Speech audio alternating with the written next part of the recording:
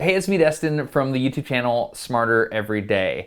We spend a lot of time on the internet, right? I do, you do. We're looking at all kinds of stuff in our timeline all day long. There's a really weird thing that's happening these days. It's very difficult to figure out if something is true or false on the internet. Now, there's many different reasons this happens. Some of it is just misinformation. That's somebody just reposting something without thinking, and it's false, and it shows up in your timeline. And then there's this other category called disinformation. That's when somebody's actively trying to tell people the wrong thing. So you have misinformation and you have disinformation.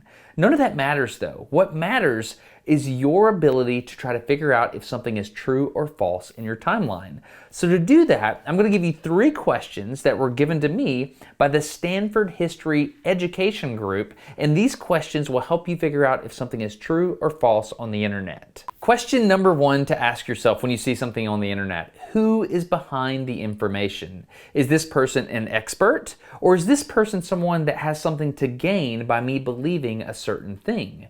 That's probably the most straightforward thing you can do. Is when you see a post, the first thing you should do is say, who posted this? And sometimes it's an anonymous person that you know nothing about. Other times it might be an authority on the topic, like the Center for Disease Control or a certain education group or something like that. So always look and try to figure out who is behind the information and what they have to gain by you believing that information. The second question to ask yourself to determine if something is true or false is, what is the evidence? The person that posted this, did they also include a journal article to some scientific research that backs up their claim?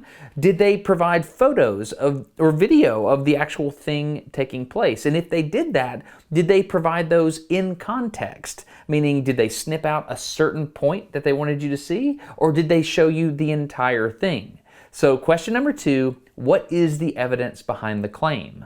Question number 3 to ask yourself is, what are the other sources saying? Now, if you're on the same page on the internet with the same people all day long, that's called an echo chamber. You're going to start to group think like the same things, and you're going to develop this story and this narrative together. It's very important that you expand what you're reading and you see what other groups are saying so you can get a total context of the information that you're looking at. So 3 is, what are other sources saying? So the 3 questions you need to be asking yourself. Number 1, who is behind the information? And number 2, what is the evidence? And number 3, what are other sources saying?